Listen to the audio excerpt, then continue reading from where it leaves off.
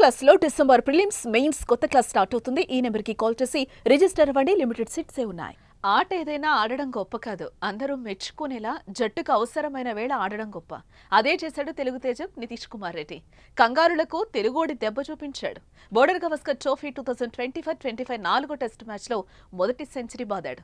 ఇది ఆసామాషి ఆట కాదు, చరిత్రలో నిలిచిపోయే శతకం.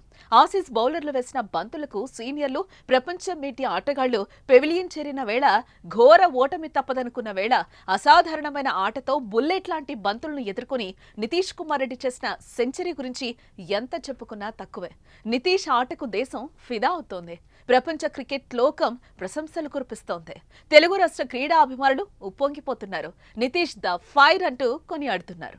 నితీష్ సెంచరీపై చంద్రబాబు ప్రశంసలు వ్యక్తం చేశారు. ఆస్ట్రేలియా లాంటి దిగ్గజ జట్టుపై తొలి సెంచరీ సాధించిన నితీష్ కుమార్ రెడ్డికి సీఎం చంద్రబాబు అభినందనలు తెలిపారు.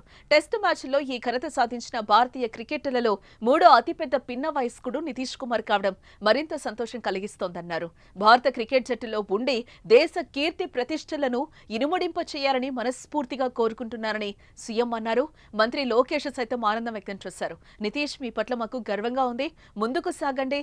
ప్రతి పరుగు మేం ప్రోత్సాహకరంగా ఉన్నాం.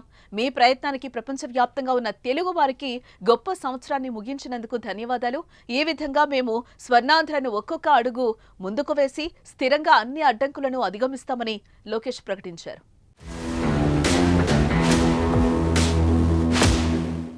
నితీష్ సెంచరీకి ఏపీ సర్కార్ సైతం నజరానా ప్రకటించింది.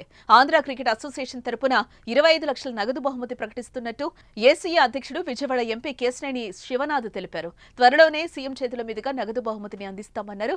బోర్డర్ గవస్కర్ ట్రోఫీ 4వ టెస్టులో అద్భుతంగా రాణిస్తున్నాడని అన్నారు. ఇలాంటి యువ క్రికెటర్లను కూటమి ప్రభుత్వం ప్రోత్సహిస్తుందని, నేటి యువతకు నితీష్ రోల్ మోడల్ అన్నారు.